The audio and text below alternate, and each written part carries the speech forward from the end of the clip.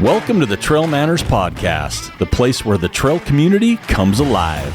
I'm your host, Eric Manning, coming to you from the beautiful trails of Ogden, Utah, and connecting you to the trail, ultra, and mountain running community everywhere. Since 2015, we've been chasing dirt, vert, and stories that inspire, from epic adventures to everyday trail legends. So now, it's that time to top off your water, grab some cheese curds, and join us for this week's podcast where we take you deep into the heart of our sport. It's go time. All right, welcome back to the Trail Manners Podcast. I'm your host, Eric Manning. We're at episode 345, Holiday Gift Guide for the Fellas. This is part 2. So in part 1, we covered some outerwear, some run shorts, some shirts, hydration needs, vest, flasks, etc. This podcast, we're going to start right out of the gate into the shoes. But again, I want to introduce our guests. First guest we have, long-time host of the show, we got Joel. Yes. And shoes you enjoy? I do enjoy shoes. And then we got first-timer, kind of second-timer because part 2, we got Jared Vanderhook with us. Hello. Thanks for having me. All right. So we had a great time on part 1 and learned a lot of things. We learned that sometimes simple is better. Mm-hmm. What you like is what you like. We also know there's so many new brands out there. Right. So much new technology. And we always talk about it every time. We're like, what's next? What's next? Nobody knew where shoes were going in technology. I know. 5 years ago, no one would have thought of carbon plated in trail running. I mean, it was out there, especially on the roadside, illegal. Right. But so much has changed in footwear, and it changes every year. And so in a couple weeks, because this show launches on 11/26, so November 26th, we're launching this episode. So like a week after this episode launches is the running event down in San Antonio. Right. And that's when you start drooling for spring. For sure. You're like, okay, I want to see that on. So we're going to jump right into it. Again, thanks for listening to the podcast. There's some contests going, so make a comment on what you want in your holiday gift guide for prizes. But we'll start with shoes. I'm going to go last because that way you guys cover every shoe that's on mine. I guarantee it right now. I don't know if there's a new one that you guys won't have, maybe. But we're going to start with the fresh newcomer.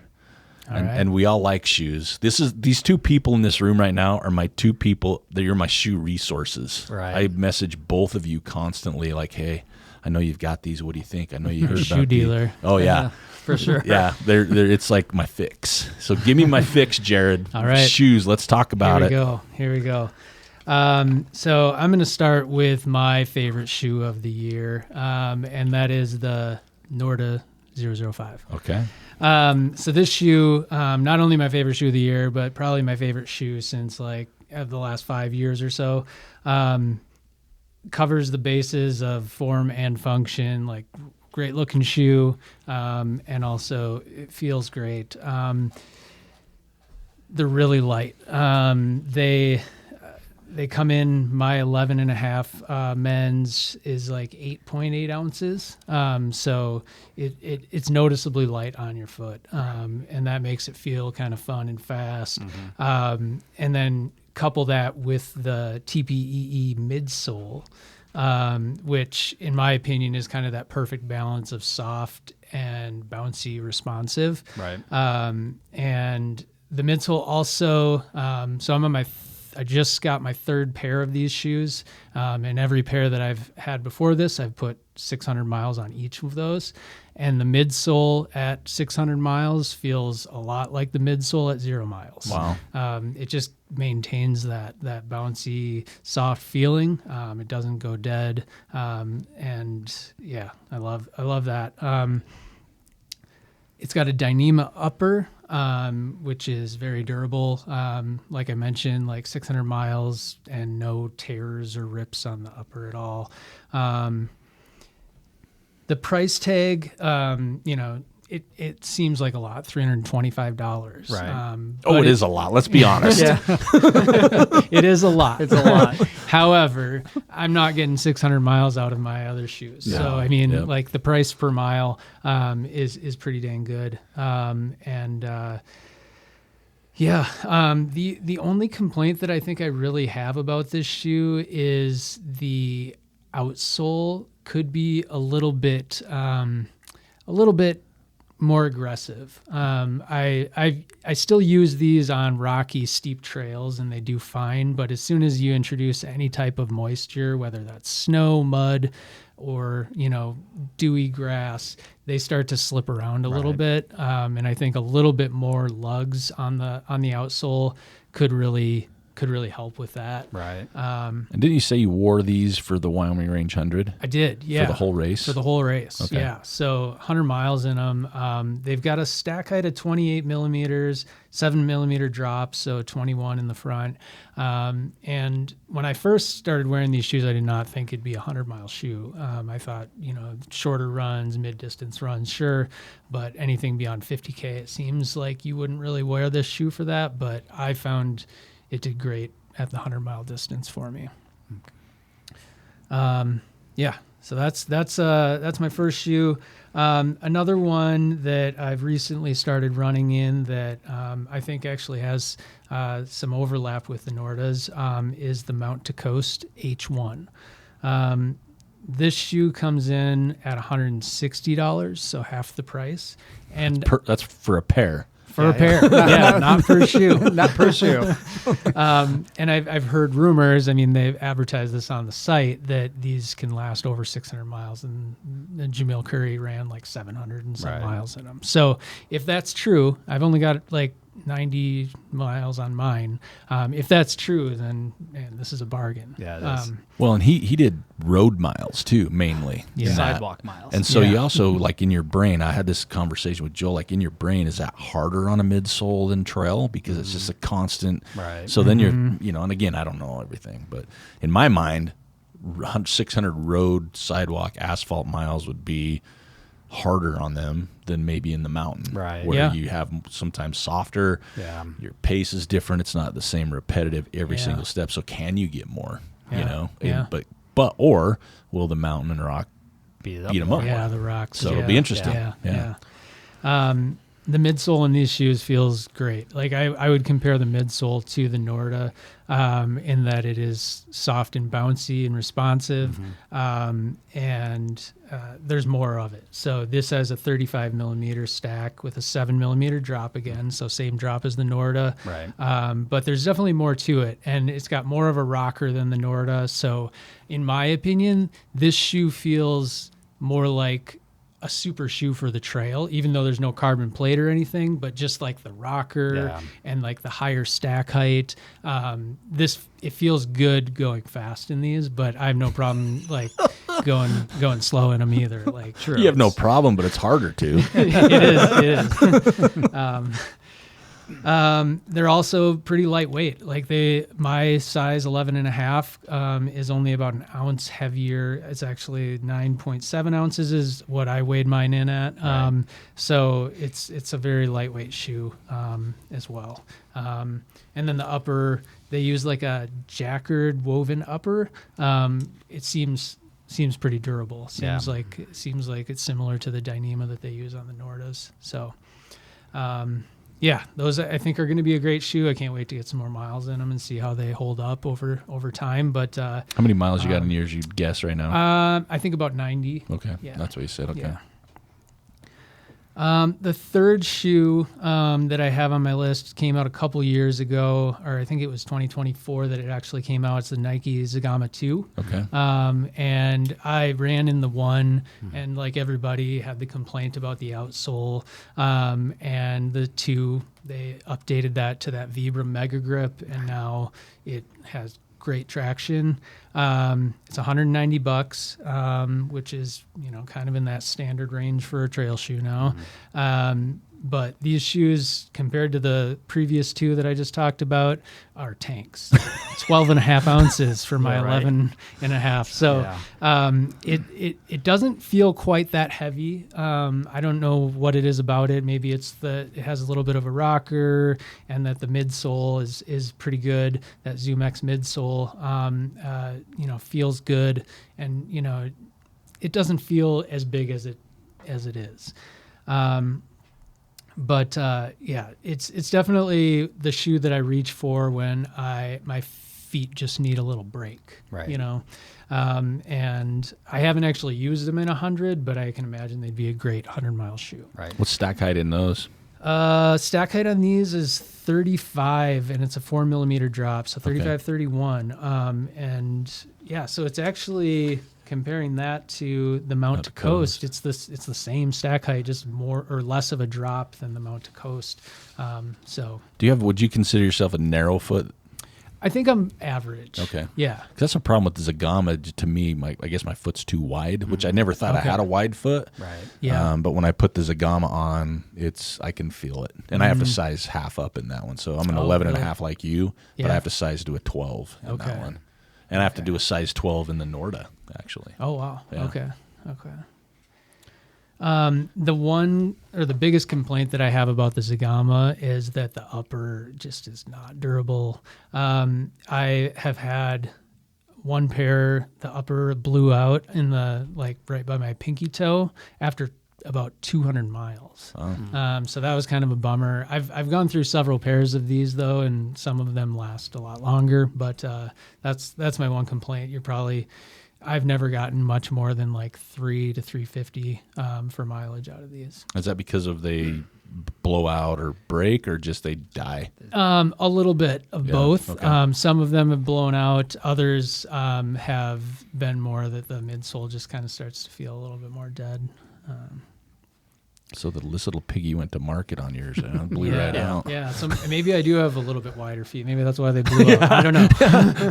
Answer that question. Yeah.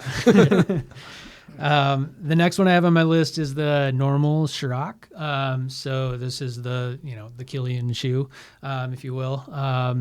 This one, in my opinion, is a good alternative to the Norda 005 if you don't want to spend $325. Right. Now, there's some trade-offs. Don't get me wrong. I think that the Nordas, are much better in the midsole. They feel a lot kind of springier and bouncier. The normals are fun, and they're like a similar stack height. They've got a 26mm stack height with a 6mm drop. They're only $195. Pretty lightweight, similar. It's a little bit heavier than the Norda, but it's still only 9.5 ounces and 11.5, so it's pretty lightweight. The midsole doesn't feel bad. It just doesn't feel as exciting. And then the outsole, they use that Vibram Mega Grip. So I would say that the normals have a little bit better outsole than the Nordas. Right. Man, you're talking normal Norda. I mean, it's close here. There's a couple letters. Yeah. Like, I'm trying to track this right now. Yeah. And you have the 2.0, I'm guessing, too, right? I do. Okay. Yeah. And they're pretty similar. I would say that if you want to save a few bucks, buy the first version. You're not going to miss out on that much. And they're on sale everywhere. So, yeah, pretty similar. That's what I have for shoes. I do have two on here that I want to try. I just haven't gotten around to trying yet. The Mount to Coast T1 is one of those. So with how the H1 felt, I just feel like I've got to try the T1. Right. Also the H1, the outsole, like it's a hybrid shoe. That's how they bill it, and that's how it feels. I took it on some more technical trails, and I don't feel that confident in it. Right. So the T1 could fill that gap. And then the other one I have, the Satisfy Rocker. This one, it's actually cheaper than the Norda, $290. I've heard good things about it. Lightweight. I hear the outsole is pretty great on it. I've heard it's a good midsole, fun to run in. But again, these are shoes I haven't tried yet. I think will be the next purchases I make. I'm just going to skip my entire list by the time Joel's done, I think, after what Jared just covered. I'm like, yep, moving on. All right, Joel. Oh, Jared. Yeah, are we just doing the running shoes, or do we want to talk about like pre-post runs? Just shoes, just running right now. Running. Yeah, we'll Okay. stick with the All right. running. Joel's stretching. I think we're in for. He's over there stretching and getting ready to go. Ready? Yeah. All right, Joel. This is your neighborhood. Yeah, it is. So I tried a couple shoes this year. So I'm going to go over the shoes that I particularly did not enjoy And if you live in South Ogden and there's a particular thrift store there, you probably are getting an deal. amazing deal. All right, so the North Face Vective Endurance 4. Now, I really thought that was going to be the shoe for me. It's lightweight. It's got a Dream Nitrogen TPU super foam. It has a little stability plate, but they took that stability plate and they wrapped it around the toe a little bit to give the forefoot more structure, stability. That dang thing digs into your feet. So I tried. I wanted to like that shoe. It's got a rocker on it. The foam feels great. The upper's good, but I had to kick it to the curb because it kept digging into my feet. I saw where people were actually cutting that thing out. They call them wings or something. Something like that. It's Yeah. just unnecessary. Yeah. If they get rid of that, then that can be back in my rotation. Yeah, You hear that was North a good. Face? That was a good shoe, except for that. All right. Next, the Craft Nordlight Ultra 2. That's kind of like a gravel type of shoe. It's a pretty good shoe. It's got a lot of volume in it though, and I found that a lot of shoes this year, they're trending to having more volume, and I think that's something that would be really nice to know in the future. It's like, well, how much volume does this actually have? Because I have a lower volume foot. So, that shoe might look like it's going to fit me, but in reality, the way it's trending, it's too much. It's too sloppy for me. Yeah. It had good foam, so it had like a super foam. The outsole was definitely gravelly. It'd be okay for the shoreline, super simple stuff. But I had to kick it to the curb because the volume was too much. And I felt like I kept bottoming out the foam, which is going to be a theme of some of the shoes that we can talk about here in the future. The La Sportiva Prodigio Pro. Man, I was excited when that came out. Yeah, you were. Good Lord, I was excited. I got it, and I was like, I am going to run so fast. And then you get it, and you're like, dang, my feet hurt. Over and over Yes. and over again because you bottom the foam out. You feel every nook, cranny, rock, root, and worm out there. I enjoyed the upper. It fit really well. It took me a bit to dial in the size. The size that they recommended is not the size you get. You go up even more. Yep. You have to go up a full size. Once you get that figured out, you're like, game on. So I was like, they've got this Max shoe coming out. I'm excited for that. So Prodigio Pros didn't work out. So then the Prodigio Max came out. So I got that. That shoe stunk. It had the worst foam. I don't care what they say. If it's the same foam, it's not. It's dead. It's a piece of junk. So I wore that for a handful of runs, and it's off to the thrift store. The thrift store's like, what are all these shoes? I know, right? Next up, the A6 Tribuco Max 4. Now, the Tribuco Max 2 was a great shoe. I wore that for years. The outsole was a little tricky. I kept getting kind of trippy about it, but it had a wonderful upper that had really nice foam. It lasted about average, maybe 200 miles or so, because that's what anything that's not a super shoe, once you get to 200 miles, the foam's dead anymore. That was a great shoe. The Tribuco Max 3, that was a decent shoe. It wasn't as good as the 2. So I was like, okay, here comes the 4. They've made some improvements. They didn't. They killed that shoe. It was awful. It was on par with the Prodigio Max shoe. Wow. As far as just a big brick, it's blah, it's lifeless. There's no inspiration there. A couple runs in that, off to the thrift store. Man, it was an expensive spring and summer for shoes that didn't work. I did land a discount code for some Speedlands. I've been waiting forever to try them, so I got a discount code. I got the red pair. Not quite sure what The GS. what letters go with that. Yeah. It is a GS, but I'm not sure if it was like the Cocodona or something like that. Yep, CCD. Yeah. So I put it on. I was worried about the fit because I thought that was going to be a high volume shoe. It actually worked out really well. The BOA system on my right foot, no problem. BOA system on my left foot, all the problems. It rubbed me raw. I just couldn't make it work. I did like how that shoe ran, though. It was really good foam. The outsole was pretty good. I was like, dang, if I could just make this BOA thing work, I would like that as a non-fast shoe. Like I'm going to run a whole bunch of miles or I need a break from my fast shoes. That would have been a great shoe to have. Again, off to the thrift store it went. Next, the Saucony Exodus Ultra 4. I had pretty good reviews. I was excited for it. I got it. It's going to be a type of shoe that I wear in the wintertime because it's got a pretty good outsole. It's kind of a classic shoe as far as its fit goes. It's got good volume in it for those people that need volume. The foam's kind of a mid-tier foam, not super foam, but it's a little bit better than old school foam. The material in the upper is really nice, so I'm thinking that's going to be a good winter shoe. That's like comes in like 170. Yeah, right? it's like super reasonable too. Yeah. That's really nice. So that one's in the garage. It got to stick around. Made the cut, right? It made the cut. So I was looking for another shoe that just is going to be like I need a break from my lovelies, my little fast lovelies. So the North Face Alta Mesa 500, big fat stack on that sucker. It's got some pretty close to a super foam. Can't remember exactly what it is. It's got like a classic 4 or 6 mil drop on it.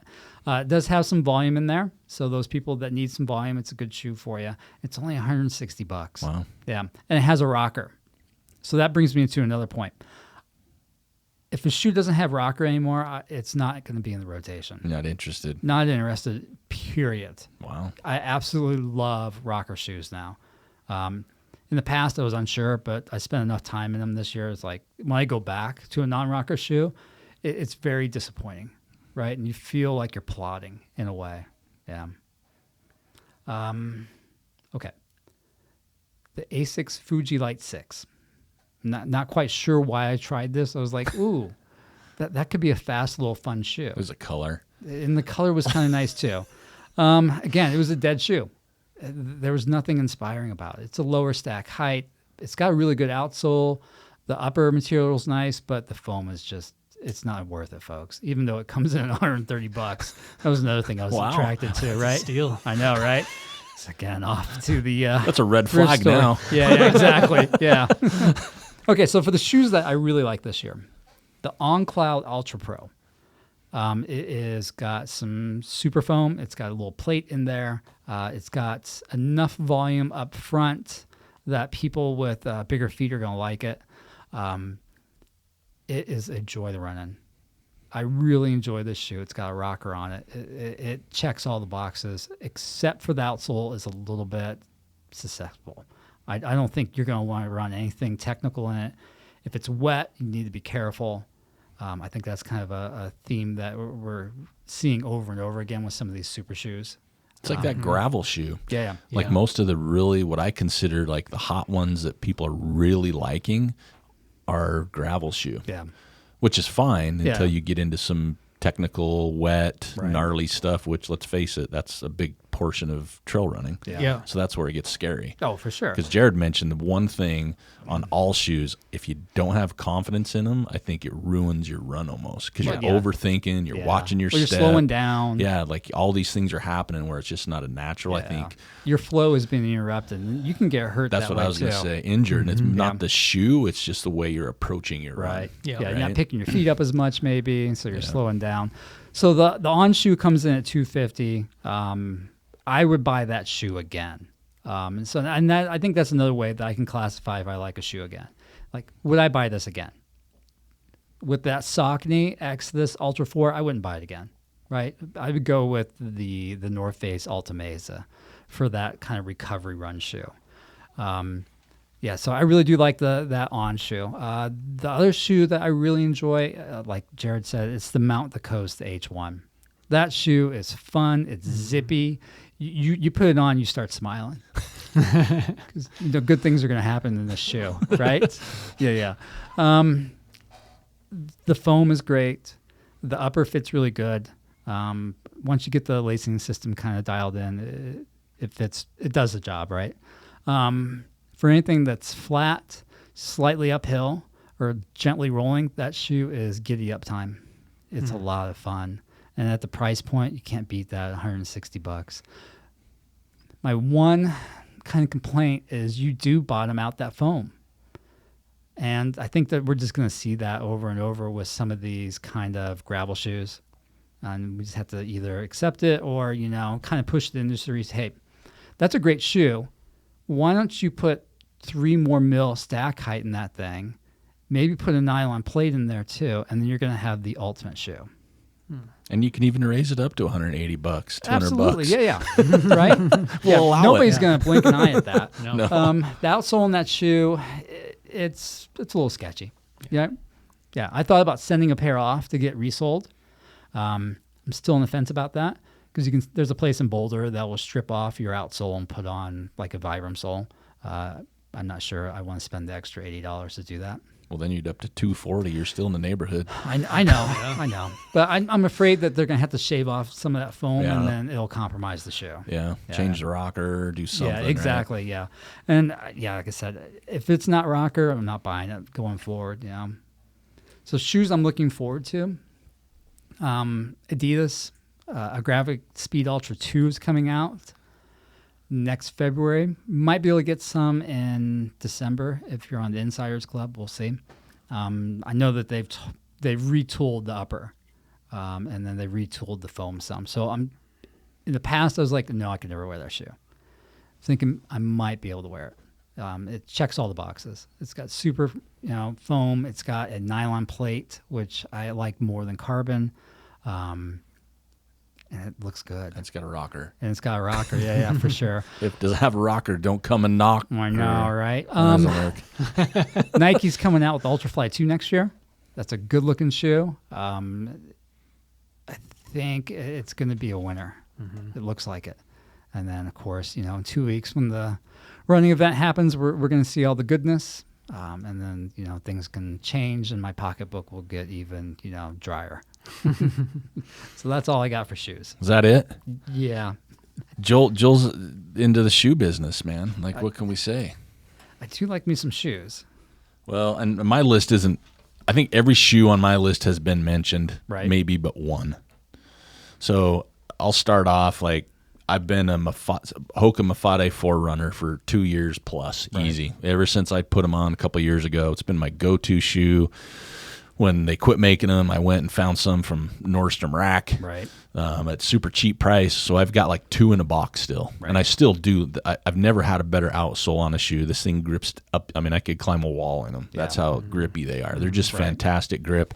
They don't have the rocker. They don't have, even though it's a speed name, it's not a fast shoe, but it's a 100-mile shoe. It's a shoe that your feet won't fatigue, right? For me anyway. So I've been wearing that forever, but I'm a shoe guy. I love shoes. Don't ask anybody that I know, because I'll tell you I love them more than I do. The Mount to Coast H1, like for real, that shoe is unforgettable is what it is. You put that on and it is like you're back in 4th grade. You just went to Payless. You got a brand new pair of shoes, and it's recess. Yes. You are flying, baby, and everybody's looking. Right? it is a sexy shoe. Looks amazing. Right. Feels even better. And I think the change again when you look at the stack height, everything about this shoe, I get foot fatigue. I get fatigued a little bit from it for sure. Right. But I think if I had this thing 10 years ago, I wouldn't have. I think shoes have changed, and it's made my feet not as solid, strong, right? Like softer maybe is one word for it. So I think it's a shoe if you run more in, you get less foot fatigue. You just kind of get used, your foot gets stronger. Right. I think we're kind of in that curve when you look at all the foams and the midsoles and the insoles and the carbons and the nylons.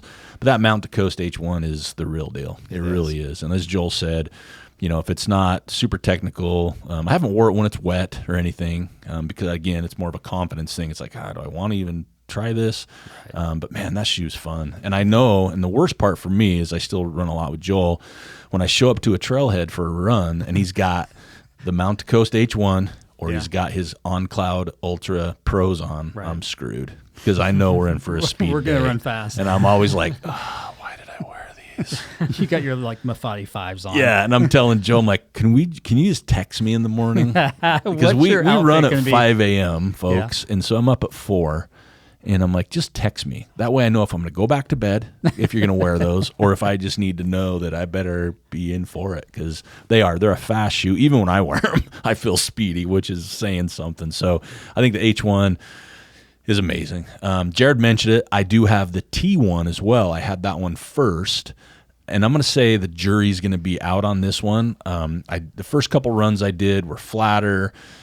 non-technical, and they felt good. They got a better outsole, confidence through the roof. The fit feels great. I mean, you have them on, they feel really good. They've got kind of a screwier lacing system. They've got a bungee on the top and the bottom, so it's two systems where the H1 has bungee on the bottom and laces on the top. Right. You can switch them all out and get laces all the way across, but I wore the T1s a couple weeks ago. I've never blistered so bad in both heels on the same run. It was like almost quarter-size blisters on each heel, and I thought, this shoe is a piece of junk. Well, so we were going uphill for 5 miles. 5 miles, and we were going slow, and it was really cold, so we weren't like moving. And again, because of the lacing system, I don't think they were like locked in. So I think there was just more heel slide. It seems like the lacing system is trying to solve a problem that didn't exist. Oh, for sure, right? You know? They're trying to differentiate themselves from everybody else. Yeah. And there's no need to. No, just give us regular laces. Yes. And so that's what I did. I went home and I beat the heel cup on the asphalt hard. Try to break up the Try heel to break counter. it up, and I haven't yet, but I'm going to take out both sets of bungees and just put the laces in, Right. Because it is a good shoe. That's all I can say right now, because all the runs I've done, shorter runs that it felt great in. It's not your H1 Spring. It's not like I feel super fast, but lightweight, great stack height, and I have confidence in no matter what I'm running on, downhill, slick, uphill, whatever. So that's the T1. And, if you've listened to the podcast for the last, year and a half or more, I've run in the Speedlands. The GS series for me, the 39, 32 stack at 275, it works for me. It is definitely a shoe that isn't fast for me. It's definitely a long, plotty mileage shoe, but it fits great. I've never had a problem. I've never had a problem with either BOA. I've got multiple colors because I just love the shoe. And it's going to always stay in my rotation no matter what. It's just, it feels good. You can use it with or without the carbon foot plate, which I love their system for that. And so you don't have to have carbon, or you don't have it. I like where you can have that interchange, and it's not janky and adds some weird insole or stack height. It just, it fits in nicely. So I love the Speedland. I did just get a pair of the GLs. I haven't run in them yet, so I don't know if that one's going to be a shoe for me, but the GS definitely is always going to be there. The H1 is probably going to be a go-to when it's not wet. Then next up, because Jared, I jumped on the Norda wagon, and me and Jared on this podcast both have the 005s on, same colorway. Yeah. So there's something going here. Great for casual wear too. It is. They are, and I've been hesitant with this shoe, and I think some of it was not just the price point, obviously, because I don't get deals, but also the stack height. Because we've gone to a direction where I'm used to wearing the 4s, Speedland, so I'm in the upper 30s. You're pushing 40 on the stack height, and these ones are definitely not. And so I'm always like, how is that going to work for a bigger runner? Yeah. These ones I haven't run in yet. I'm going to take them out Tuesday because of the outsole. But man, they don't feel like a 28 stack height. Right. They feel more cushion, but not pillow. Right, so you don't feel they're dead. Yeah. So I'm excited to try those out. But when I was trying these on in a shop, I tried on the 001As. Again, super worried about the stack height, 26, with the 21, 26, if you will, toe to heel. So that's very limited for me, but man, they're good looking.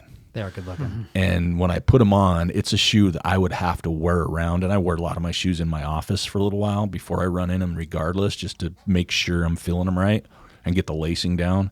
But this is one I'll probably have to wear a little bit more before I take them to the trail. Right. I know some people can take them right to the trail, but they might, for me anyway, a little too stiff, but I have heard they definitely loosen up quite a bit. But they feel good. They feel really, really good. So I'm excited for the 001As. Same midsole as the 5s. Yeah. Right. Yeah.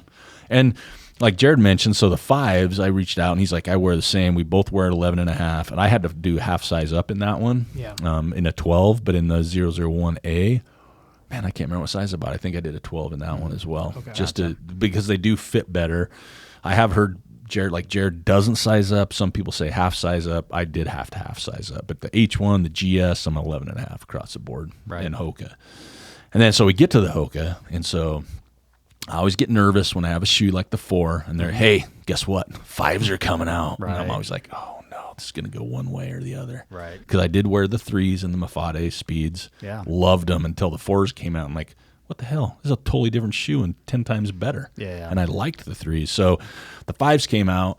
They decided to really screw it up and say, you know what, we're going to do this blue and pink color, both men and women. You're like, man, both of those are hideous. So I got the pink. If I'm going hideous, I'm going all Barbie hideous, right? So I went pink. 2 things. Too much stack height in that shoe. Right. You feel that in that shoe. Don't feel stable. I've rolled my ankle more, not bad, just like tweaky, in that shoe than any shoe I've ever had. I probably haven't even put 70 miles on them, and I just keep rolling it. Right. Super stack height, and Joel mentioned it, hit it on the head. The volume on these things is through the roof for me. Right. I've tried adding insoles, different insoles, see if I can tighten up that volume, and nothing works. I still wear them because I paid for them. Right. I think it's a shoe that'll do really good in the winter, and I'll probably wear it in the winter, even though there's volume. And I don't think with it being less technical, because the ankle roll hopefully won't be there. But it's just not a shoe that I was excited about as I was hoping. It was just I think they overbuilt that shoe. Stack height, toe. There's a cap, kind of a weird material cap on it. You can feel. They also feel narrower in the toe box than the 4s. The 4s felt a little bit wider in the toe box for me. So that's one shoe. My wife loves the 5. It's her go-to. And she was a 4 lover, but she's like, 5s are my way. So it's all dependent on who you are. So that's kind of what I've dealt with. I did try the Prodigio Pro on. Super tight. Yeah. They hurt my feet just putting them on. Right. They felt like they might be fun. Right. Very with European the rocker. feel to them. But man, I did one full size up, just not a great feel. Yeah. I tried the Adidas, the first version of what Joel mentioned. Oh, yeah. Definitely not a shoe for me. Those things hurt in the arch. They just didn't. The uppers were stiff. Right. Didn't like anything about those. So that's kind of what I've been playing around with this year. But yeah, the H1. If that thing had an outsole, oh my gosh! And I don't know how much an outsole would change the ride of it. I don't know if it really would much, to be honest with you, just the way it's built. Yeah. But my God, that shoe for the price point too. Like I wanted to buy a couple extra pair just to have. Oh yeah. You know what I mean? Because you could wear them and they're comfortable. They look really good, even with like pants. Like wearing to work. And it's a fun shoe for the price. So that's my lineup. But going back to that. What I'm looking forward to. Right. So one shoe I'm looking forward to is the Mount to Coast M1. Right. Rumor has it. And so my theory, and if you deep dark web action, it's kind of the H1 with an outsole. I hope so. And that I think we'll see photos of this in a week or so down at the run event. Yeah, there's gonna be lots of photos coming out. Yep. And the other one I'm looking forward to is the Norda 055. What? Rumor. You see Jared just look at you? I saw something news online. To me. This is news. I saw something online, and so it kind of goes different from the numbering. So I'm thinking to me it sounds like with just the number system here, 055 is the 005 with an outsole. That's where I'm thinking. Or maybe more stack height, a little bit more. Maybe I don't know. Right? I haven't seen maybe photos. Both. I haven't seen anything, lovely. but I heard something that it's going to be released at the run event in a couple $600. weeks. You know what? Right. If it lasts 1,000 miles, no, you're right. well, I mean, worth it. let's think about this. You remember when Hoka came out? Very first came out. They came out at like $140, and people, I think it was a little less than that. And 125. Yeah, they something lost. like that. People lost their minds. Oh, they did. Lost their minds. Because at that point in time, a pair of shoes that were $90, that was your average cost. Yeah. And if you got, a pair that were 110, you're like, oh my gosh, that's got to be the top end, most luxurious shoe. And all of a sudden, here comes Hoka, and you're like, what the heck? Then you had the S Labs for 160. I remember I bought a pair of those, and I was like, "Ooh, this is a lot," but I'm gonna invest. Splurge. Try it. Exactly.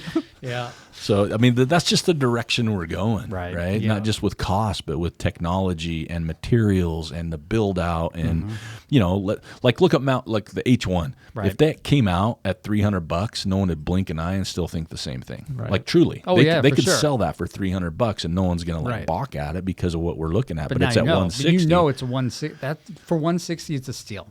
Absolutely. Yeah. But because of the world, like remember when Speedlands came out a few years back, and Dylan started pushing those things at 270, and you're like, give me a break. This isn't going to last. What a janky. And now, I mean, again, they've done well. They do a great job marketing. I love how they do their shoes with pre-sales, and they probably don't have a lot of overhead. Right. I don't know. It's just a weird world we live in. So those two, the Mount to Coast, the Norda, and then also I'm kind of looking forward to that new the Brooks shoe coming out next year, that baby blue white one. I think it's the Cascade Elite. Yeah, something like that. Yeah, I'm kind of looking forward. I've seen some pretty interesting reviews on that one. You know, Brooks, I think, is... They're trying. They're trying because they just put their money on that Cascadia for so many years. And I think we're up to like Cascadia like 62, maybe. 62. I don't know. There's a lot of them out there. But that's a shoe I remember. They just for so long in the old days, it was like, oh, the 7s are awesome. Well, I hope they don't change them. Right. And they changed them completely, and then they changed them completely. And I think that's where you go wrong. Just come out with another name it something different if you're going to change it completely. Right? Don't call it an upgrade when it's a different shoe. But yeah, though that's my lineup, man. I don't know. I wish I had something better because you covered everything. But yeah, we'll see in a week and a half or so when the run event. I'll be tuned in. Like people watch lotteries and people live stream races. I'm gonna be watching for the run. I'll be #run event. What's going on? What's going on? Show me something. Yeah, it's like the most exciting time of Instagram for the year. It is. Exactly. I'm going in 2026. I'm going. I don't care. You're gonna figure it out, huh? Well, I've gone a couple times, and it was earlier years. Right. And I remember texting Joel one time because I had a group run. I can't remember who was leading it, but it was pretty fun. It was like an athlete at the time. It was in Austin, but it's fun. And now I just think we're just in a world now where, you know, fashion meets function meets technology meets, and it's just bigger. You know, it's just so much bigger. So it's just going to be from race belts to shoes to nutrition. Nice segue. You like that? I've been doing this a while. But yeah, so that's the shoe world. So, nutrition-wise, we're going to jump into nutrition. I'm going to take forever here, but nutrition's a tough category, changing so much. When I started, it was Hammer Gel. Oh, gross. Right? Yeah, I had some Hammer Gel, had some Gatorade, you know, had some pumpkin pie in a Ziploc bag. You squeeze it out. I mean, it was old school. And now to the point now where I've kind of dialed in. Again, nutrition changes so many ways based on the weather, based on the type of run, based on the pace of the run, based on the distance of the run. But I'm kind of thinking, working with some nutrition stuff in the last couple of years, I'm like 260 calories an hour, 50 carbs, and 800 milligrams of sodium. That's kind of the last couple times I've been consistent there. I felt pretty good. Okay. Now the sodium changes based on, you know, the temperature. Right. Obviously, calories and carbs could change based on effort. But as of right now, I have some go-to, which my 2026 plan is dialing my nutrition so I don't mess around. Like, oh, this is new. I want to try this. This is new. I want to get like 2 or 3 things that I know that's all I'm going to buy. It's all that's in my cupboard, and that's all I take. Set it and forget it. Yep. So never second. That's a gel. So 120 calories, 200 milligrams of sodium, 30 grams of carbs, 10 of which are sugar. Tastes great. They have caffeine options. It's not thick. It works, and it's something I've been very happy with. I'm gonna rattle through mine. Precision Fuel and Hydration. They've dialed it in for me, man. They've got a gel that's 120 calories, 30 grams of carbs, kind of that naked flavor, caffeine version. Not a lot of bells and whistles. Another super tasty one that I can just rotate for sure, and then we'll just finish off my gels. AMACX, so I don't know how to say it. Gels, 160 calories, 200 milligrams of sodium, 40 grams of carbs. Right. Citrus tastes great. They have caffeine options. Those 3 gels right now is where I'm at. Gotcha. I'm not going to mess around with a whole bunch more. And then on the drink side, Precision does that as well. They've got packets or tablets. Right. They have the pH 500, 1000, or 1500. So that really depends on how much sodium you want to get. So I stick to the 1000, which is an orange flavor, because that really helps offset my Scratch Labs electrolytes, which are my 2 electrolytes. Like I'm going to keep that simple. Electrolytes of Scratch, lower calorie content at 80, but they have 400 milligrams of sodium, 20 grams of carbs, 50 milligrams calcium, 50 milligrams potassium, 50 milligrams magnesium, and some vitamin C. So that one's been my staple. Plus, I can rotate between lemon, lime, orange, so I can rotate the flavors to keep my palate happy. Right. So that's kind of quick, down and dirty. I'm going to simplify it this year. So I got 3 gels right now. I could try a couple more if I hear them, but I've tried a bunch this year. I sent Joel a spreadsheet earlier this year with like 15 to 20 gel brands and broke the categories and also the hydration, electrolyte, excuse me. And those are the 3 that work for me, and I can stomach, I guess is the There's best a way. handful you took on runs. You were like violently retching after you took them. There's some nasty business out there. Yes. Yeah. Like some abs, like you go, you're out of business. that's how bad it tastes. Yeah. And then there's some that people love. And like Martin is a great example for me. My wife loves it. I can't take it. It's like a chunkier gel. Oh, yeah. It's like a jello-y chunk. And it's just like, I couldn't do that. I can't do it. But people love it. So that's kind of my gels, my electrolytes. And then for recovery, I do scratch, recovery, and first endurance Ultragen. Those 2 things have been staples in my business. I know people say chocolate milk. These bring a little bit more to the table than that. Yeah. A little more science-y, too, and if that's kind of cool because I don't understand science very well. So those are mine. And then post-run, I'm big into the Bear Performance Nutrition protein whey, some creatine, and some momentous vitamin aminos, some BCAAs. Right. And then my secret weapon, always Uncrustables. Listen to the content. 210 calories, boom. 220 milligrams of sodium, 28 grams of carbs, 6 grams of protein, 9 grams of fat, 16 milligrams calcium, 131 milligrams potassium. That's a super gel, folks. It is. That's amazing. And if you've got the Strider Pro shorts, that side pocket, it's like a glove. Those Uncrustables, like a glove. So that's my secret weapon. And that's the peanut butter grape jelly flavor. I don't go off the rails with that other business, but you're not going to go wrong with any of that. That's a nutrition plan for the ages. I think so. Beautiful. If I was holding the microphone in my hand, I would drop it and walk out of the room. But I'm going to let you guys go now. So, Jared, what do you got nutrition-wise? All right, so let's start with gels. I like the Precision Fuel, but I buy the 90-gram carb big gels. It's basically 3 gels in one because then you can just down that thing and then you're good for a while. So I've been loving that one. I am a Morton guy, so the Morton 160, I don't know, the subtle flavor. I love the consistency. That Jell-O just kind of goes down. I have no problem with it, but I know it's very individual. I think the problem with that is I didn't know it was Jell-O-y, and so the first time I had it was on a warm day, and I didn't know. I thought it was like a normal gel, and I'm like, oh, mine's rotten. I was scared. Like mine went bad, guys. Chunky down there. It was. I'm like, oh no. Yeah. Okay. They aren't as good when it's hot. I will admit to that. Well, I try them in the winter. Yeah.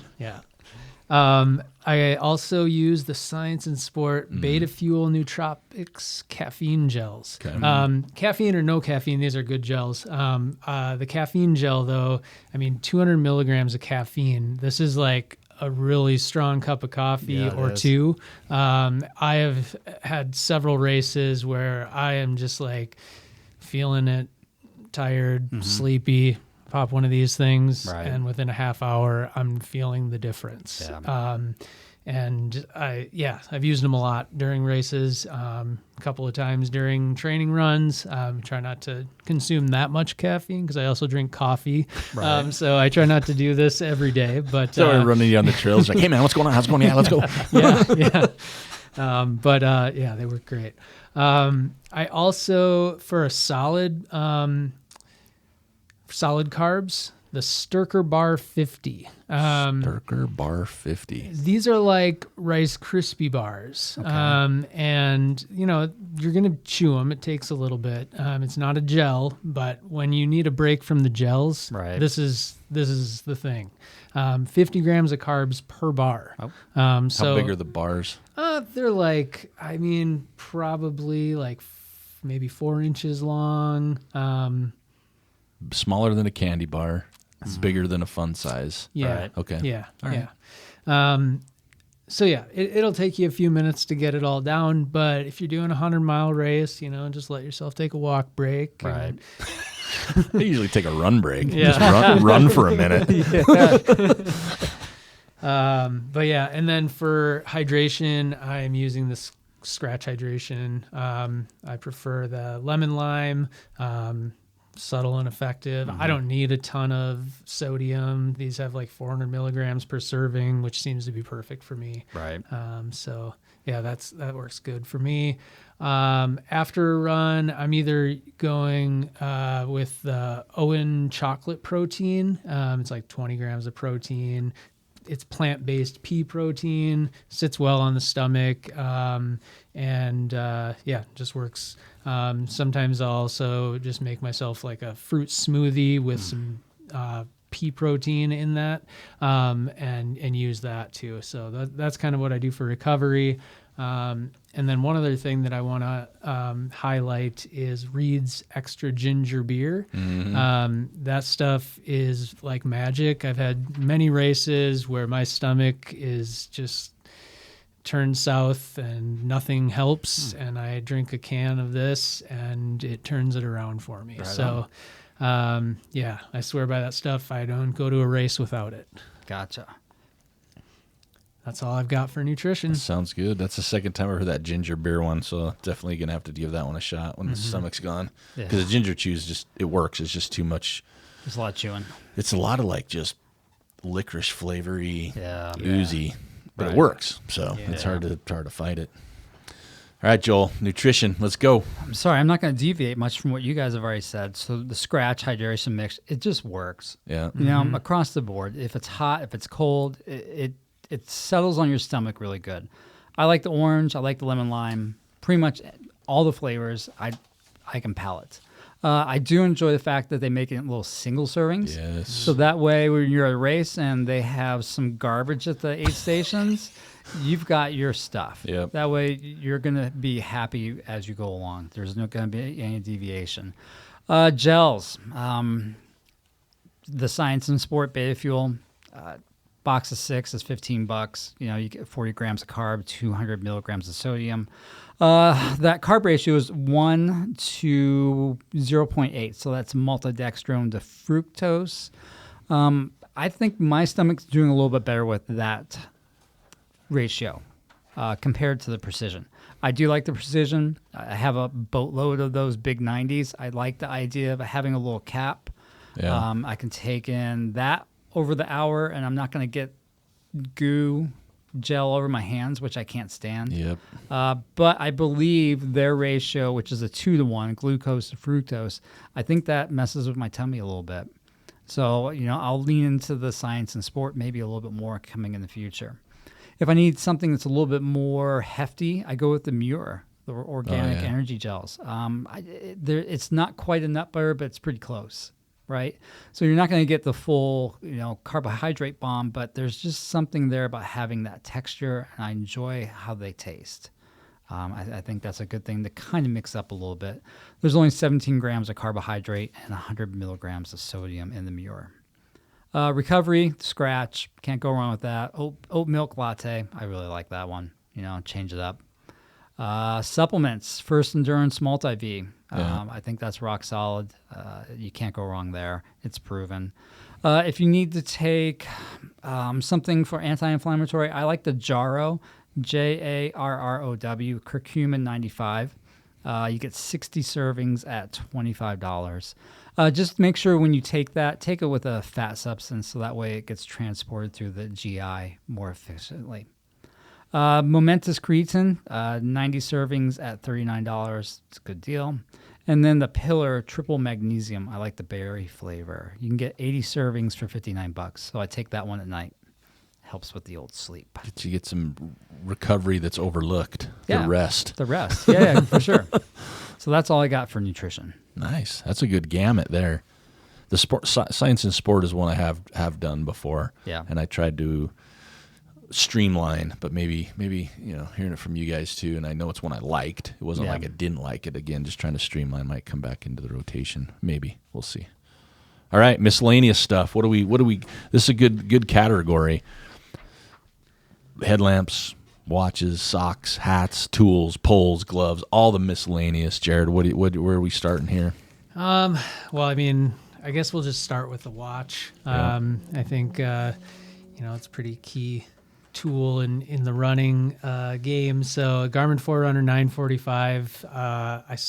Used the 935 several years ago, upgraded to the 945. It looks like from a little research I did online that the 945 is also been phased out, but now they have the 965, which is $600. I think it's on sale right now in some places for like $450. But I just like this watch for a few reasons. First of all, I used to use a Suunto before this, and Suuntos are great. Don't get me wrong, but they tend to be a lot bulkier, heavier watches. So I really liked how more simple the Garmin Forerunner was. It's just like a lightweight, hardly can tell it's there watch. Battery is pretty strong. I think like around 30 hours. I get through 100, not on one charge, but if I just top it off like at a couple of aid stations, then I'm good to go. Yeah, that's what I'm using for a watch. Let's see, a couple other things. I got headlamps on here. So 2 different headlamps. One is kind of more of a minimal, if I just need it for like an hour or two, and that's the Nightcore New 25 Ultralight. This thing's only $35. It has a rechargeable USB-C cable, very minimal and lightweight. I actually found this on a lightweight backpacking site, and battery life is good. Not as good as the one that I usually use for like hundreds when I'm out there longer, but it's like I think at medium, so like 200 lumens, you can get like 5 hours, and at low 60 lumens, you get like 13 hours. So that's what they claim on the site. I haven't tested those. Right. It's all you can go by. Yeah. Till you try it. Right. Then the headlamp that I use for races is usually the Zebra Light headlamp. So this one is $99. I've been using it for like 10 years. And it has a huge range of brightnesses. It can go all the way up to like 1,500 lumens. Oh. You're not going to get a ton of battery life at that level. 12 minutes. Yeah. But usually during a race, I'll run it on medium, which is like, there's different levels of medium. Mm-hmm. Like you can get really precise with this headlamp, which is kind of cool.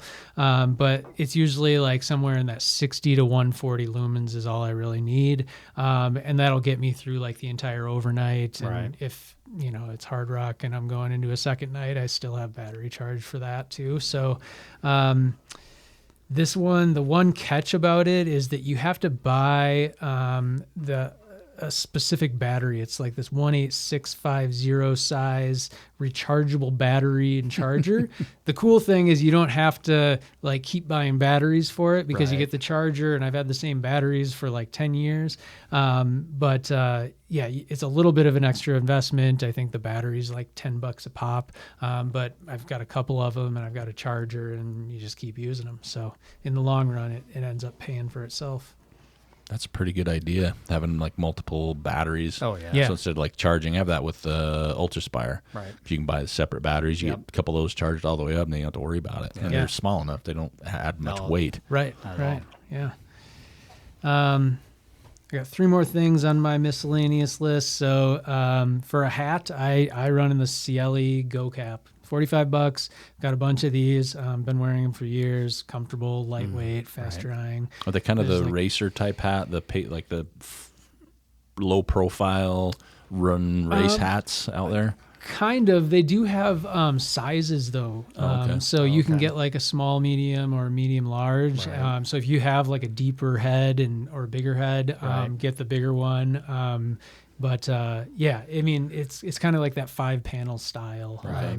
And there's so many colors to choose from and designs to choose from. So those have worked well for me. I got sunglasses too. So I used to wear the Gooder shades and would, go through those like candy. So I'm buying several a year, and decided, I think it was about 4 or 5 years ago now, to invest in like a nice pair of District Vision sunglasses. So I got the Nagata Speed Blade. So it's an investment, but they last. It was $295. And the nice thing about these, I've dropped them so many times on their lenses and they do not scratch. So they last. They make them from like a titanium. What is it? It's like a lightweight, ultra lightweight, durable frame made from titanium and nylon. So they're super lightweight. There's like a little band that you can't even tell, but it keeps them in place really well. You can buy them from District Vision that goes around the back of your head. So I'll throw that on when I'm running with them. But they seem like bomb-proof. They don't break. They don't scratch. And then the last thing is the Black Diamond Distance spikes. Shoulder seasons in the mountains, you need something. These are, a little bit lighter weight than the Catula Micro Spikes, which I've also used. They fit a little bit better over a running shoe, in my opinion, than the Catulas. But otherwise, like same performance, Right. Same kind of spikes that keep you on your feet. So, and those are, I think, $100 right now. Right. All right, Joel, you're up. Miscellaneous. Headlamps, the Black Diamond Astro 300. I've had that one for years. It's only $24. You can get the rechargeable battery for it. It's unique to that Black Diamond. It's not going to work for any other headlamp. But what's nice is you can have a couple of those. So if you're in an overnight, you need to change it out. It's a fast change out. You barely have to fiddle with anything. So I really like it. Plus 300 lumens for us older runners. That's important. It works out well. We've already talked about the waist light from Ultra Aspire. I like the 600 lumen variety. It is just the best. I can't imagine going back to running without a waist light. I think it's really important. It just lights up that field of vision really good. Spikes, I can't say anything else that hasn't already been said about the spikes. Both brands are great, Catula or Black Diamond. They'll get the job done. Price point, Catula is a little bit cheaper right now. They're $83 at REI. Watches, I've been using the Coros Apex for years. It's a solid watch. It works. I'm in the market for a new watch, though. I'd like to get something that's got a little bit bigger face to it because my vision just doesn't allow me to look at a watch anymore without readers. And taking my readers on my run is just not practical. So I don't know. Maybe an Apple Watch might be in my future, the big Ultra one. It's got that big face on it. It's got a long battery life. If you set it to not have the heart rate, which is fine, I don't need that. I'm already in the Apple ecosystem, so that might be in my future. I know that Garmin makes one that is Apple-esque, and it's got a nice battery life. It's got a big face on it. It's just, if I'm going to go with something like that, why would I not just go with the Apple, other than it's expensive, right? Which is all watches at that level, right? Well, the Apple's 700, right? Yeah. The other ones are, I don't know. Yeah, the new Sunto Vertical 2, I think, is 6. Really? And the Garmin 6. I think most of them like that are in the 6 now. Yeah. So, I mean, at that point, have something that is functional when I'm not running as well then, right? Mm-hmm. So maybe that's the way to go. Poles, the Lecky Ultra Trail FX1 at $219. It's a good pole, right? I'm sure there's poles out there that are less expensive, but this one seems to be like the go-to. It just works. It's not going to fail on you. I like the little handle integration. It's just more comfortable. It's ergonomically friendly.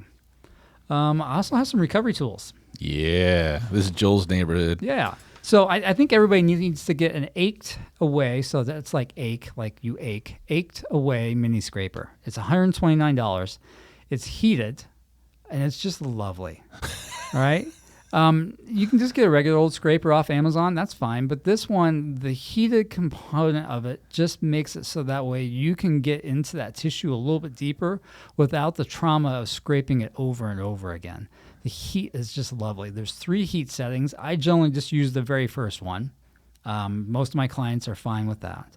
I think you can't go wrong. I've been using it for over a year.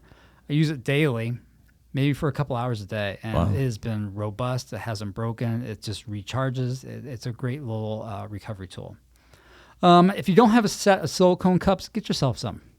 Just go on Amazon, type in silicone cup. Doesn't matter what comes up, go ahead and buy it. Just make sure it's cheap. All right, you don't need to get anything really expensive. You don't need to get the one where you pull the air out. Just get the silicone one. You can manually pull the air out. It's really worth your while. It's going to help with edema, reducing it. You'll get a little bit more, space in that tissue column when you rub that cup over, whatever tissue hurts. It's simple. It's easy to use, along with the ache away. I like those two things together. Get yourself a roll of KT tape. I don't care what brand it is, as long as you're not allergic to adhesive, and it's going to be your friend. You can take it into your backpack, into your waist belt. It's a great emergency thing. If you're out there and you roll your ankle, you got some KT tape that can help you get back to the car. It's going to reduce just some nagging and niggling injuries as well. It's cheap. It's easy to apply. You can't go wrong with it. The MyoNest Pro.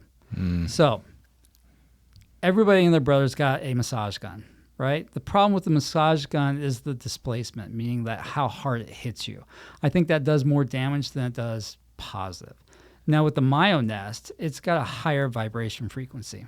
So somewhere between 5,000 and 7,500 revolutions per minute. So the displacement on that is so minimal. So you can run that MyoNest over everything. So a traditional massage gun, you're not going to put it on your neck or your head. It's contraindicated to do that. You're going to get in trouble. You can throw a clot. You can separate your cornea. But with the MyoNest, you can. It's just a lovely little post-run, pre-run tool to use. It comes in $149, $144 actually right now. It's got a 4 to 7 hour battery life, depending on what vibration you choose. It's got a big flat head, and then on the side of the flat head, you got these smaller little nook and cranny tools. You can start the flat head. Just let the weight of the tool do the work. Don't press into the skin with the flat head. But when you go into the more specific tools, then you can press into the skin a little bit more. You can go over clothes. You can give yourself a little bit of shea butter on the skin if you want. Either one's going to be fine. I think it's a great tool to have. Last on my list for recovery tools, the ProTech Orb Massage Ball. Get the 5-inch. It's only $19. It's a lot better than a foam roller. You can do more specific things with it. If you're going to spend time doing any foam rolling, get the ProTech Orb Ball. Get the 5-inch. Don't get the 4. Get the 5. So that's all I got for recovery tools. Quickly on strength tools, if you need a Roman chair, get one from Nordstick, the Nord Bench. It's $399. You can do a whole gamut of exercises, but the primary reason I use it is for that reverse hyper / back extension. It's a great tool to have. You can do knees over toes squats. You can do banded rows off of it. It's a good little piece of equipment to add to your home gym. As much as I like running, we might need a little break sometimes, so you need to get yourself a Wahoo kicker. Get the kicker too. It's $549. It's really going to, I think, help with your recovery, make your quads stronger. If you don't have a bike, you can get the Swift bike. It's $1,200. That's the kind of the downside. But that whole ecosystem, I think it's really it's not generally user-friendly, but once you get into it and you're like, I only need X, Y, and Z, then you know what to do. And I think it's worth it. And the Wahoo Kicker's a bike trainer, smart bike trainer. Yeah. You can put your own bike on it if you got one. But if you don't, then go ahead and get the Swift bike. Or go down to the thrift store and get yourself a bike. And some of Joel's old shoes. Yeah, exactly. So that's all I got for MISC. Well, I'm kind of all over the place on mine, but I think some of them have been mentioned. Headlamp-wise, I just do the small ones for early mornings, late evenings, where I'm only out for a few hours. I've been wearing the Petzl Bindi for $50, 200 lumen. It's been my go-to. I've got a couple of them. They fit nice in a pocket when they're done. They're lightweight. But this year, I got a new one, the Petzl Swift LT headlamp. So that one's 380 lumens. So more lumens, only $5 more, and it is a corded strap. So it's very similar to the Bindi. The light itself is a little bit bigger, but easily fits, and it's 380 lumens. So that's been my newest purchase that I've been enjoying. Joel mentioned the lumen belt. I've got the 850 Duo, 170. Again, just love it. Can't go wrong. Storking stuffer, squirrel nut butter. Love that stuff. Wear it all the time. Might have some on now, but I'm not really going to tell anybody that. Death March Running Company shoe bags, $25. When you travel a lot and you don't want your shoes in your bag, get a shoe bag, right? Even if you're going to the trailhead, and we'll talk about that in a minute for some recovery. They've got some fun shoe bags, only $25, some good stuff. Just recently I moved. My truck does not fit in my garage, so I made a home gym. Inside my home gym, my two newest toys that I absolutely love is my cold plunge tub. But my cold plunge tub, I have the chiller, so I don't use ice. I have a chiller that keeps it constant. So the Plunge Crafters is what I went with. I change the water once a month because it has a filter with it, so it's come in handy, and then a little sauna. Now, I've had this little janky sauna since July, and it's been great. It's just with water. Well, I just bought a new sauna. It's going to be here right after Thanksgiving. It's a wooden one. It's a dry sauna. I'm super pumped. It's on its way because sauna, especially now that it's winter after a run, to warm the bones. Yeah, that'd be nice. I've been cold plunging after our 5 a.m. runs, and the cold plunge isn't as cold because I'm already cold, so that's been a benefit too. But I still get the same benefits of it. So I've enjoyed that for recovery. Talking sunglasses, those that know, I worked at Smith Optics for a lifetime. The new lead-out Pivlock glasses. So comfortable, so amazing. $150 or $125 right now on sale at most places. Nice. But I do want the brand new sliders that just came out, $197, old school sliders. Smith brought them back for an anniversary sale. I also think people need a SteriPen. I have the ultraviolet UV water purifying pen. It's $134, especially if you do a lot of stuff in the backcountry. Adventure runs, you don't want to take a lot of water. I do like the SteriPen. I do have a soft flask with a filter in it, but I find sometimes it takes a little bit longer squeezing it through. This SteriPen, super convenient. I've had one for years. It's rechargeable, never had an issue. Used it multiple times. People have borrowed it, never had a problem. I think that's important. And then some fun stuff, like Joel mentioned, I've got that I'm committed to using in 2026 are the Lecky poles. I've not been a pole guy. Not that I'm anti. It just seems like extra work for this guy, but that's what I'm committed to. I do have the Lecky. I like their Shark system. I had the Black Diamond Z poles. Nothing against those are great, fantastic poles, but I do like having the little glove with the clip in and out of the Shark system. Just super convenient for me. Then some fun stuff. Let's do fun. Starlink Mini. Got a Starlink. When you're traveling, doing some fun stuff. Crewing. Great thing to have when you're out in those 100-milers crewing or 50-milers, no service. So Starlink Mini, throw it on your list. It's worth the investment. You can pause your subscription anytime you want, so you don't have to have a constant thing. And you can use it at home, especially if things go south, power goes off, just put it into your Goal Zero Yeti 500 and you're good to go. Not that that's on my list, but it is. And then rounded out rinse kit, nice little showering component rinse kit. You can get them at Costco a lot. 4-gallon, 5-gallon, I think, 2 different sizes. Just a little shower. You got a dog and you take your dog with you. You can spray them off before you get home. You can spray yourself off after a long run before you get home. It's been super convenient for me and my wife this year. And then last on my list, Hover Air X1 drone. Use that with my wife this year. It's super fun. Little, you don't need to control it. You push a button, let it do its business, and you're done. So it's super tech savvy, follows you, goes high, all kinds of stuff. Get some great footage, and it's also pretty fun to use. So that's always great. And then lastly, no-brainers for me. Ultra sign-up gift cards would be great gifts for somebody. Races are expensive. And then for me, I'm going to throw a plug because it's worth it. Hatch Sports Therapy does gift cards. Kind of, but man, if you can get someone set up there, they won't go back once you go to Joel. That's kind of it. So I was kind of all over with some fun stuff. We also have the new Flores Gearman book, Running Breakthroughs. I think is pretty fun. I've been reading through that. It's got some great training tips. Such a good guy. But yeah, that's kind of my miscellaneous category. A lot of fun stuff. Dermatone lip balm and sunscreen. Don't forget that business when you get up high. So, All right, cruising right along. Here we go. My favorite piece of apparel. Casual afterwear. You get done with your race, you leave the trailhead, maybe you're going to get some coffee, go to a buddy's house, go to a friend's house. What do you wear? Like, what do you put on? Get your stank off, whether that's your shorts or your shirt. What are you throwing on, Joe? The Viore Sunday Performance Joggers and the Sunday Element Jacket. There you go. Those two are so comfortable. The joggers are 98. The jacket's 118. They're super comfortable. I wouldn't run them. You know what I mean? Like, definitely, they say you can, but I'm not going to. Right? You can run in anything. Yeah, exactly. And then I like the Hoka, the Solimar shoes. Okay. Right? It's just kind of like you can go to the gym, kick around the town. They feel good. Okay. Right? That's important. Yeah. And then the Rabbit EX joggers, they're $88, semi-relaxed, 2 front pockets, a rear foam pocket. It comes in black and green, I believe, right now, and they're really comfy. I love the Viore Sunday joggers. I got an email today before the show. They have like a green color just came out. Ooh. So that's going to be on my list this week. There you go.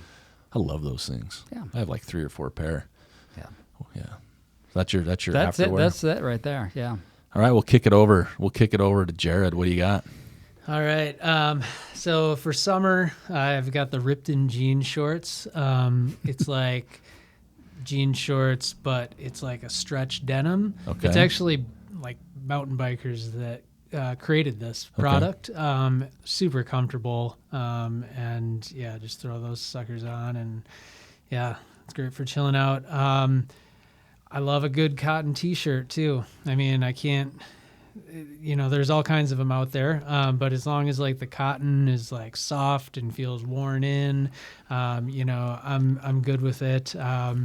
I know. So Knorr actually makes a tubular T-shirt. They call it. It's like a single seam shirt. So it's like a tube top, but a T-shirt. Yeah, right. Yeah. That's my lineup right there. Yeah. That's old school. That is.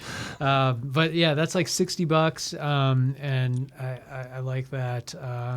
But otherwise, yeah, I know like even some of the Abercrombie T-shirts that are out there right now. Are kind of like that nice worn-in cotton that I really enjoy. Other than that, I love a good hoodie. I've got one on right now. The one I'm wearing right now is the Elwood Core hoodie. It's like $75. It's a lighter material, so it's like if you're trying to wear a hoodie in the summer on a cool evening, this one's good for that. And then Abercrombie also makes a hoodie that's pretty solid. It's the Essential Popover hoodie. It's a little bit warmer, so like for right now or winter, that's definitely what I'm grabbing. But that one's about $70. Nice. Is that your casual gear? That's what I got. As I mentioned at the top of one of the podcasts, is the Path Project's Benham Full Zip hoodie. Super, super sexy. Feels just good. In fact, I think I would wear that without a T-shirt just because it'd probably feel really good next to skin feel. Yeah. You zip it down a little bit, magic carpet action. I think that's a good way to go. And then what I'm wearing right now are, Joel mentioned the Viore joggers. My new favorite is the Kettle Mountain Miles Bound joggers, $89, similar price point. They look good. And they are so comfortable. And I love joggers, but these things are super comfortable. And they go right along with the jacket I wore in today, which is my Kettle Mountain Merino Thermal Grid hoodie, which is like an R1, except a little more. I think the R1's a fantastic jacket. This one's a little softer, I think, this Kettle Mountain one. Same category with that merino thermal material, but it feels really good, super functional, real great. For the feet, wintertime, it's that North Face thermal ball traction mules for $59 to put on. But I just got a pair of these new things that I'm saying next. If you like the thermal ball traction mules, but maybe the tread on them isn't kind of what you want for being outside, the Vans Snow Lodge Mid Slippers, $85. There's some beefy outsole tread. The H1s could do good with this tread on these Vans. And I got the white ones. Ooh. Yeah, I'm bringing it. I'm bringing the John Travolta days to the trailhead. So those are super comfy. Kind of that puffy-ish material on top. It's like a puffy traction mule, but not. And then those listeners out there that know me and my puffy, I did find me some 3/4 puffy pants. Oh, nice. I bought some. So that's going to be new to the edition this on. winter after a run. I love the puffy pants. They're from Fly Low, 3/4 pant.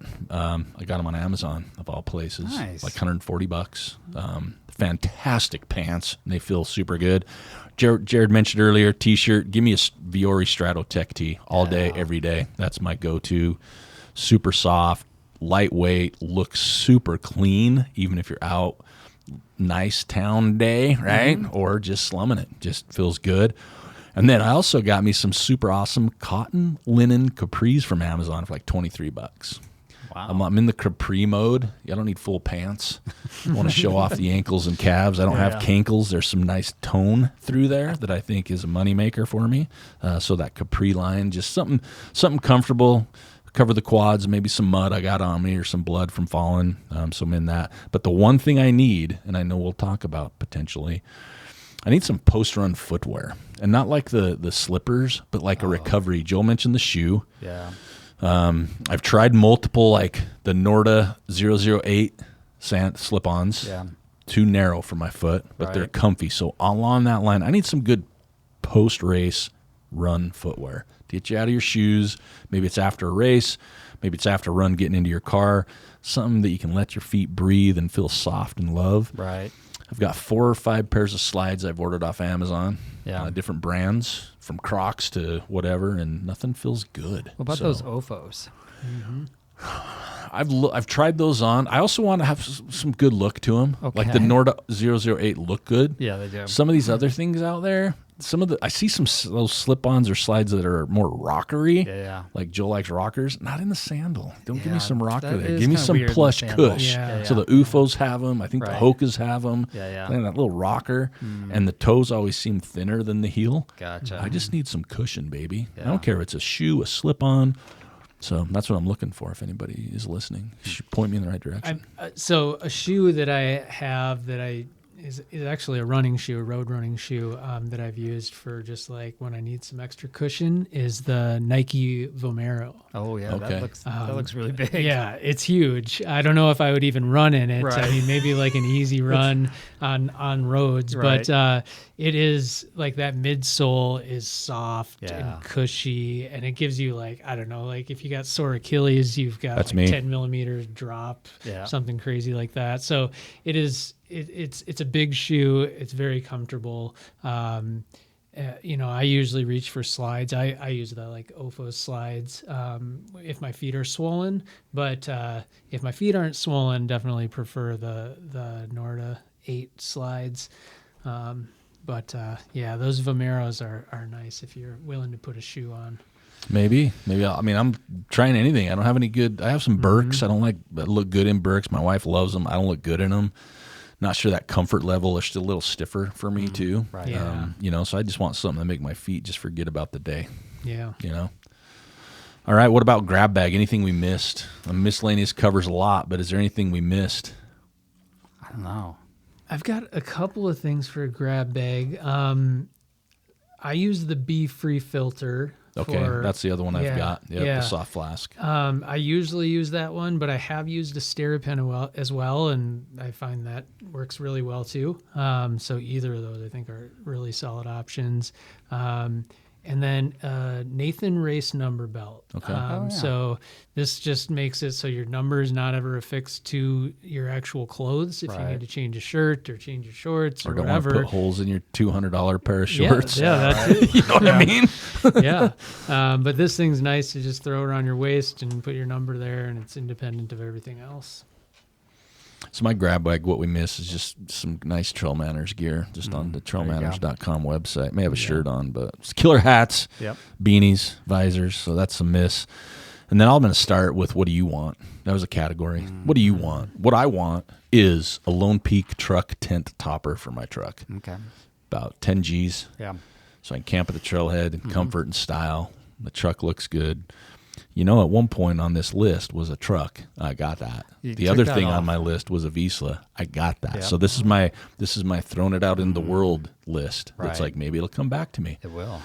And then also what I've got on there, this is for me, what do I want? I need a go-to trail running hat. Like a go-to. Like I have a lot of hats. Right. Trucker hats, branded hats. I want a go-to hat that it's just I pull it every time. Yeah. I don't want to think about what hat should I wear today. I just want to have a hat sitting there that's like, are you ready to roll? Yeah. And I'm like, yeah, let's do this business. So Yeah. anybody's got some ideas there. And then lastly, graphic design helper support. That's what I want for me. That's some graphic design stuff. I need some work. Can't afford you probably that's listening, anybody, but I need some. I have some ideas I want to put out. So yeah, that's what I want. Throwing out in the world. Karma, come back. There you go. What else? Anybody? I don't have anything as big as you have on your list, but I've got a couple of things. I would really like a Hard Rock entry. Oh yeah, for 2026. That's practical. Yeah. Right? Well, let me see what I can do. Yeah. You said that my luck is increased by being on this show. I'm telling you what, It's man. 2x at least. Yeah. Easy. Yeah. Easy. Awesome. The other thing you mentioned earlier, Eric, the Starlink Mini. Yeah. Yeah, I feel like that's going to be a solid thing to have. I'll tell you what, the Mini is money. It's it? on sale, like $299 right now. It's on sale. Yeah. Super inexpensive, super easy to use, very small. You can take it camping, you can take it in the car, you can take it anywhere. But I'm telling you, whether you're traveling and working remotely because you want to go on a weekend adventure, or especially I think like when you're like running the Bear 100, you know, some of those Wasatch, Hard Rock, some of those races where there's not, you always say, oh, there's no cell service. These suckers work, man. Right. Like they work, and you can get messages out. You can track your runners, Right.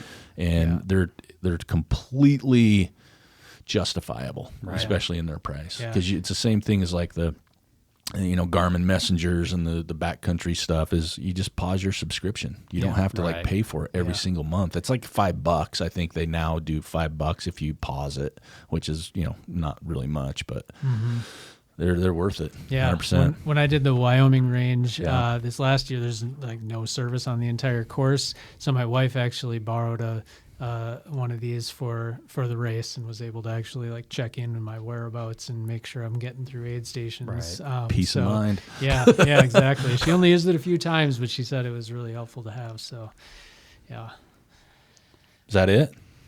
that's all I've got. Joel, come on. So I would like a PRP injection with Euflexa for my knees, please. That's a good I one. want to keep running, and I think I'm going to need some help here in the next couple of years. So I'll take a PRP injection, which I've had good success in the past. I'm a good responder to that. And then you throw in a little sprinkle of that Euflexa, which is basically hyaluronic acid to kind of help lubricate that joint space. I think that would be really lovely to have that.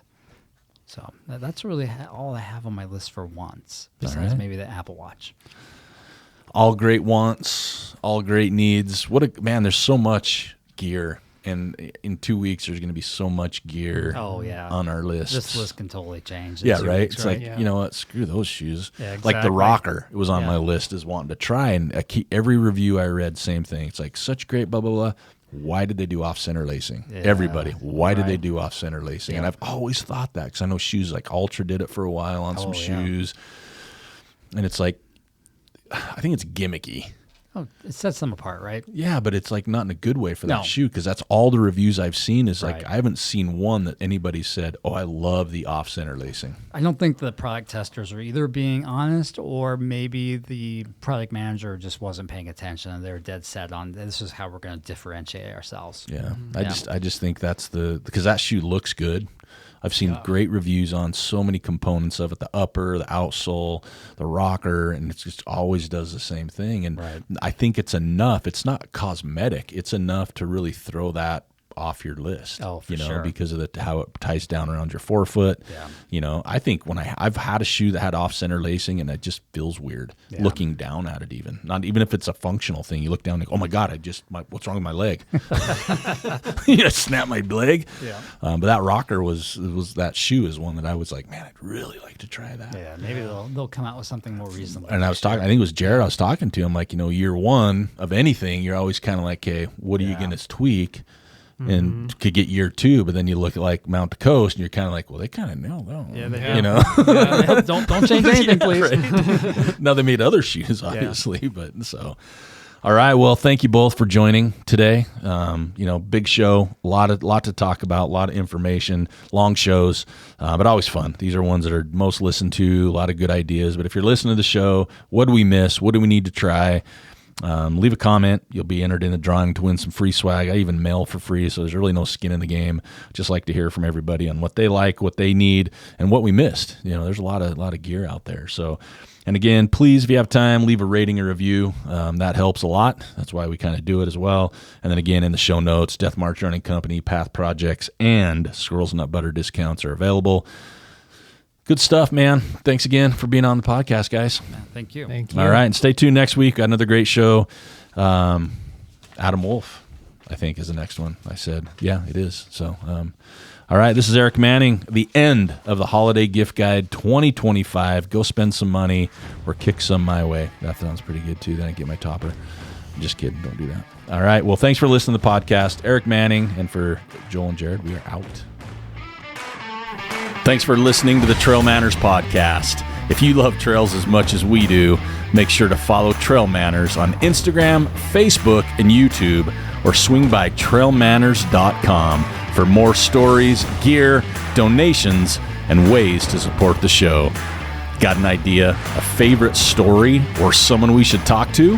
Hit the contact page or email me at trailmanners@gmail.com. We'd love to hear from you. And hey, if you enjoyed this episode, share it with your crew, subscribe wherever you listen, and drop a quick rating or review. Every little bit helps to keep this show running. Until next time, I'm Eric Manning reminding you, you don't get what you wish for, you get what you work for. Now go get it.